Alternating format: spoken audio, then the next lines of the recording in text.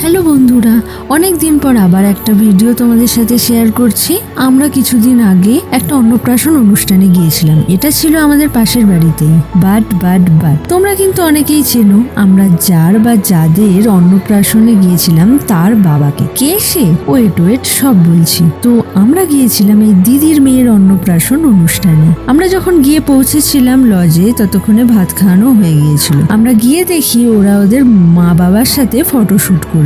হ্যাঁ, ঠিক ধরেছো, একজন না দুজনের অন্নপ্রাশন ছিল। আর এই দুজনের নামও তোমরা দেখে নিয়েছো ভিডিও শুরুতে, ইনিশা ও পিতিশা। তারপর দেখি ওরা বসে আছে ওদের মা ও বড় মার কোলে। এবার বলি, এদের বাবা হলেন অ্যাক্টর দেবময় মুখার্জি। তোমরা অনেকেই চেনো।